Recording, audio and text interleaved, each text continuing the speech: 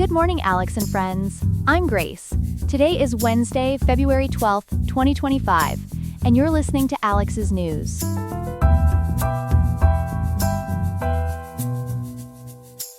The weather in Riverside will be chilly today, with a high of 50.8 degrees and a low of 49.1 degrees Fahrenheit.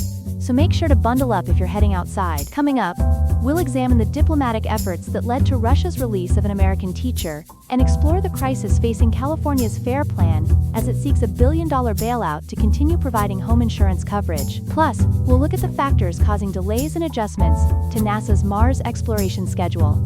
All this and more coming up on Alex's News. Stay tuned.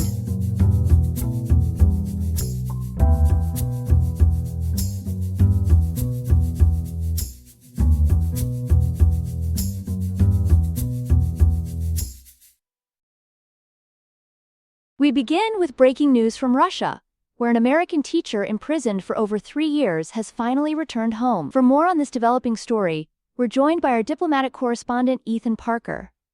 Ethan, tell us about this latest development. Thank you, Grace. According to multiple sources, including the Star Tribune, Mark Fogel, an American history teacher who had been imprisoned in Russia since August 2021, has been released and returned to U.S. soil last night. Fogel had been serving a 14-year sentence for possessing medically prescribed marijuana. And what was the scene like when he arrived?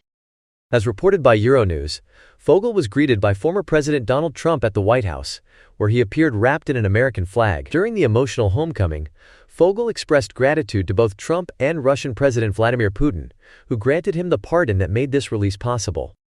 What can you tell us about the negotiations that led to his release? While the specific details remained largely confidential, CNBC-TV 18 reports that Trump described the deal as very fair and indicated that the U.S. didn't give up much in return. National Security Advisor Michael Waltz has confirmed that there was a negotiated exchange between the two countries, though the exact terms haven't been disclosed.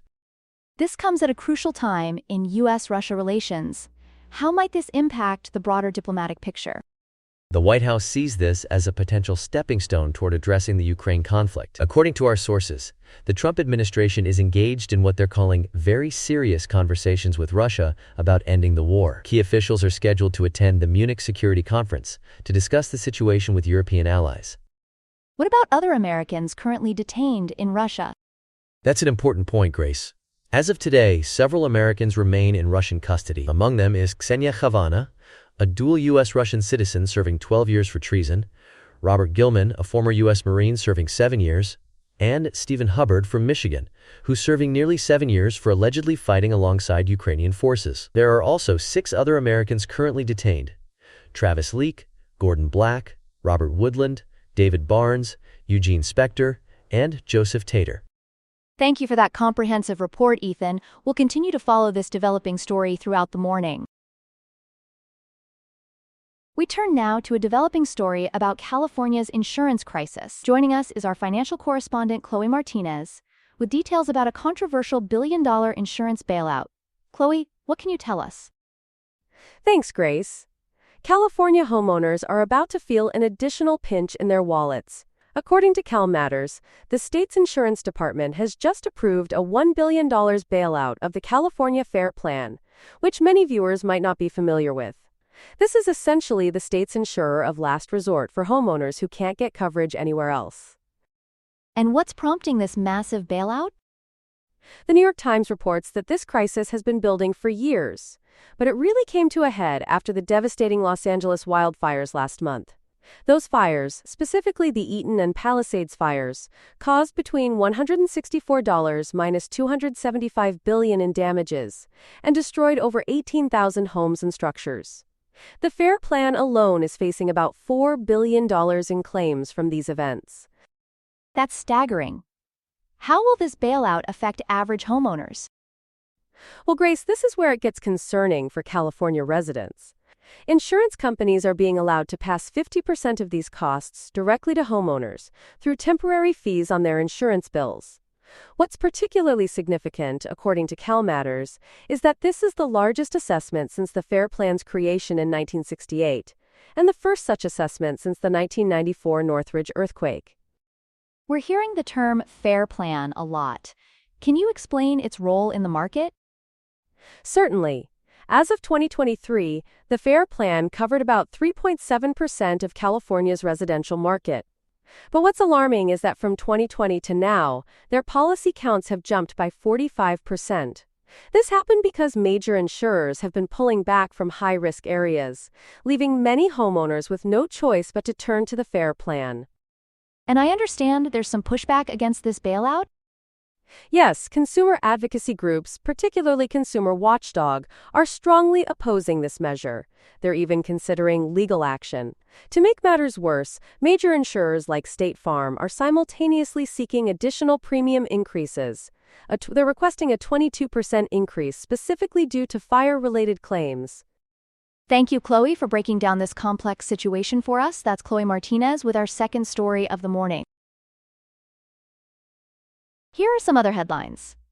In a significant move, Apple Maps has followed Google's lead in renaming the Gulf of Mexico to the Gulf of America for U.S. users. The change, reportedly stemming from a Trump-era executive order, will eventually be implemented globally, though international users currently see both names. In other news, President Trump has frozen enforcement of the Foreign Corrupt Practices Act, a law that prohibits U.S. companies from bribing foreign officials. Critics warn this could create a Wild West environment in international business dealings, potentially encouraging corruption and unethical practices worldwide. The Trump administration is facing legal challenges over its attempts to dismantle USAID. Two federal employee groups have filed a lawsuit to block the move, leading to a temporary halt in plans to remove USAID staffers from their global positions. The administration claims the agency is plagued by insubordination, while critics argue the dismantling would impact essential humanitarian services worldwide. A new report reveals that nearly everyone on Earth breathes unhealthy air, with air pollution now ranking as the second leading risk factor for death globally. The crisis is particularly severe in Africa and Asia,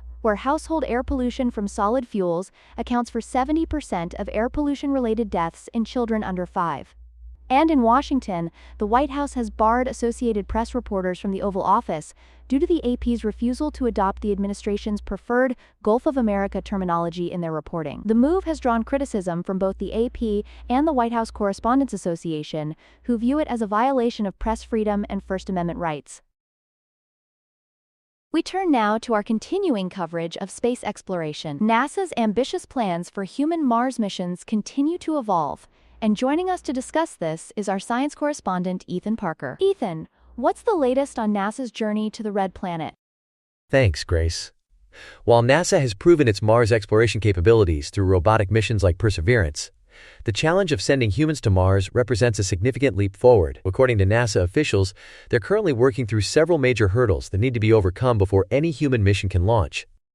Can you tell us about some of the current Mars operations that are helping pave the way?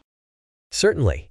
The Curiosity rover, which has been our eyes and ears on Mars for over 12 years now, continues to make fascinating discoveries. NASA reports that just last month, on January 17th, the rover observed what we call noctilucent clouds. These are clouds that form at extremely high altitudes, between 37 and 50 miles up.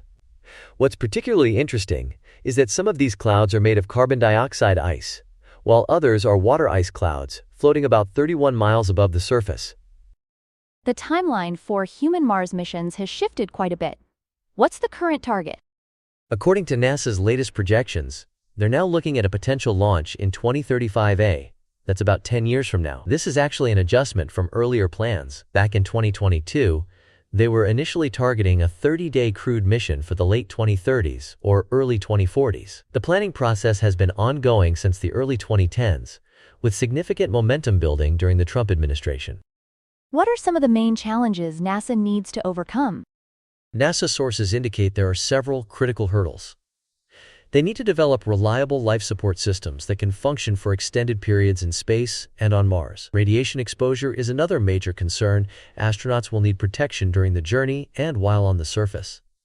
They're also working on advanced propulsion systems. Beyond the technical challenges, there are questions of consistent funding and the need for international cooperation. And how is NASA addressing these challenges? They're taking a multifaceted approach. NASA is leveraging partnerships with private industry and other space agencies. They're also continuing to advance their technological capabilities. For instance, their X-59 supersonic aircraft project is scheduled for its first flight in the coming weeks. The agency is keeping the public informed about these developments through their NASA Plus streaming service, which provides regular updates on their progress. Thank you for that comprehensive update, Ethan. That's story 3 of 3 for this segment. That's all we have for now. Today's episode was made by Alexander King with Claude Sonnet 3.5, Gemini Flash 2.0, the Perplexity API, and the Google Cloud Text-to-Speech API. I hope you have a great day. I'll see you tomorrow, Alex.